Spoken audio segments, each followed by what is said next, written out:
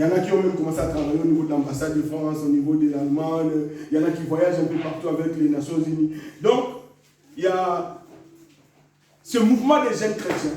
Ils organisent des rencontres des jeunes où ils prient ensemble. Ils m'ont invité pour la prière. Les frères qui avaient organisé l'action, je l'ai vu toucher ses amis tomber par terre. J'ai vu ses amis tomber par terre. J'étais là, le Saint-Esprit m'a dit, lève-toi. Je me suis levé, le Saint-Esprit m'a dit, prie pour lui. Quand j'ai posé ma main sur ces garçons, qui priaient pour les autres qui tombaient, lui-même quand il est tombé là, le premier démon qui s'est manifesté, c'était la femme de nuit. Je me suis levé et tout le monde pour qu'il lui priait sont venus là m'assister pour faire sa délivrance.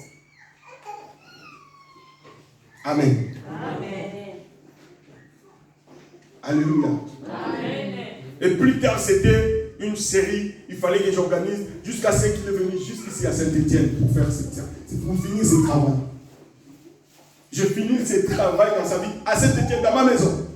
Je vis comment il a vomi de partout dans la maison. J'avais peur qu'il casse les affaires parce que parfois il y avait un esprit géant qui s'est manifesté. Mais c'est un chrétien qui parle la langue. Détrompez-vous, vous pouvez parler votre langue. Je ne sais même pas l'origine de cette langue que tu parles. Moi déjà, de parler la langue, ça ne m'intimide pas. Il y a des parler la langue des démons. Il y a des esprits démoniaques qui prophétisent. Il y a des esprits démoniaques. Tu dois chercher ta délivrance. Regarde où tu dors la nuit, tu vois, il y a un homme qui vient toujours s'asseoir sur ton lit. Mais il ne vient faire quoi sur ton lit? Cet homme-là qui entre dans ta chambre, qui vient s'asseoir sur ton lit et qui commence à toucher tes jambes. C'est qui cet homme? C'est tout un esprit qui vient dans ta maison. Amen, amen. Amen. Écoutez, je vous donne un témoignage personnel.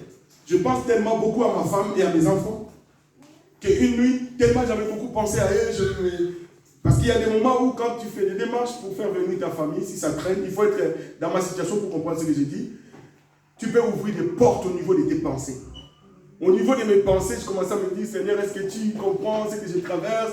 J'ai besoin de mes enfants. Je commençais un peu à m'apitoyer sur mon sort. Mais même ça seulement dans ma vie, ça ne devait pas se faire. Mais c'était une porte. Et vous savez ce que j'ai vu? Je vis une de mes cousines qui est venue chez moi avec un lit. Il est venu, il s'est introduit dans ma maison avec un lit, papa.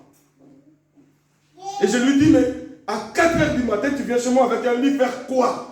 Elle m'a dit, non, je suis venu, d'ailleurs, je vais rester avec son enfant. J'ai dit, non, tu sors de chez moi. Tu sors. À 7h, je ne sois pas. À 4h du matin, tu viens chez moi, tu as pris quel train? Ça, c'est dans mon songe. Tu as pris quel train pour venir chez moi avec ton lit? Tu prends ton lit et tu dégages. Et je me réveille comme ça, c'était un songe. J'ai commencé à crier sur mon lit, au nom de Jésus! Au nom de... Sors de chez moi! Tu sais, si tu n'as pas les yeux spirituels, ils viendront comme ça, chez toi, avec des lits, avec leurs affaires, ils vont habiter avec toi à la maison. Parce que tu ne vois pas. Amen. Amen. Tu dois te réveiller dans la spiritualité. Lorsqu'on parle, là où il y a, je vais vous donner, pour comprendre que quelqu'un a besoin de la délivrance. Je vous donne quelques points. Tu peux marquer? Premier point. Si tu veux savoir que quelqu'un a besoin de la délivrance. Manque de conversion réelle. C'est-à-dire que la personne là, conversion réelle, il n'y en a pas.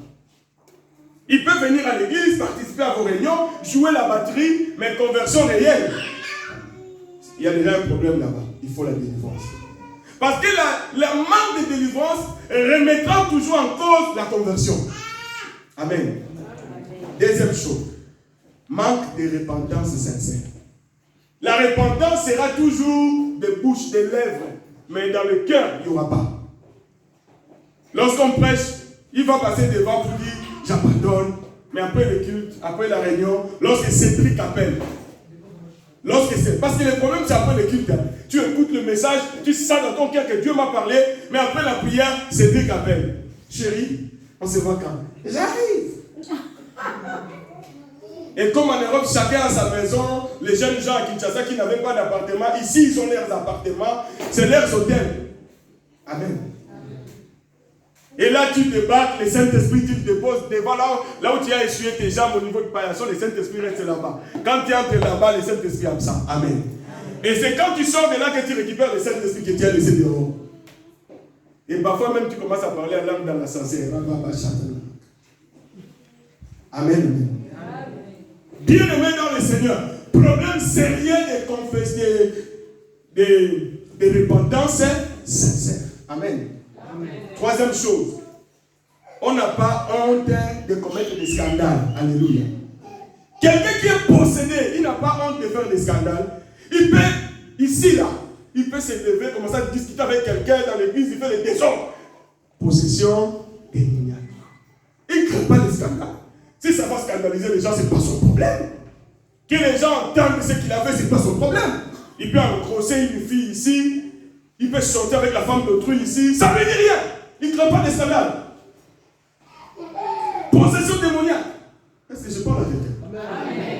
Donne-moi un bon amen, je te prêche. Amen. Si tu veux voir quelqu'un qui est possédé et qui ne comprend ou pas, je ne sais pas, parce qu'il y a des gens qui savent qu'ils sont possédés, mais ils font semblant de ne pas comprendre. Ils ont toujours des portes ouvertes à beaucoup de péchés dans leur vie. Ça dit qu'eux, ils ne s'efforcent pas à pécher, c'est lui-même qui va chercher les péchés. Amen. Vous avez une nouvelle terre, vous savez, ni n'a pas les gars Saint-Étienne. Nicolas n'a eu de la famille. Eh, Tika, voyez, dites-moi, c'est un la momie du bal. Amen, amen. Est-ce que tu m'entends? Ça veut dire qu'on va chercher les péchés là où ils se couchent. Alléluia. Absence de délivrance. On ouvre des portes à plusieurs péchés pour rien. Amen. Amen. Tu as vu? Karine Mokondi, tu as vu? Amen, amen. Envoie-moi, je vais voir. Tu vas chercher les péchés là où ils se couchent. Oh non, je vais voir. Tu veux voir, hein? Quoi? Quand tu étais bébé, tu n'avais pas vu la poitrine de ta maman? Alléluia. Amen. On t'envoie, oh non, il y a tel qui a enlevé les habits. J'étais au travail, les jeunes gens parlaient de... c'est quoi là, les comédiens là qui avaient fait des bêtises? Hein?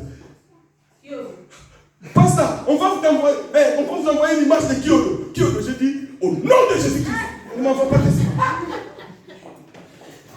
Est-ce que quelqu'un m'entend? Ça veut dire qu'il ne faut pas aller chercher les péchés. Quand tu vas chercher toi-même les péchés, tu vas forcer les péchés, tu ouvres les portes à des esprits. Amen. Amen. Tu es tout le temps là à fouiller sur ton portable, comme tu as accès à Internet, tu vas chercher des sites pornographiques, des trucs. Tu vas toi-même trouver des démons là-bas. Regardez bien dans les sites pornographiques, vous allez voir qu'il y a des signes maçonniques.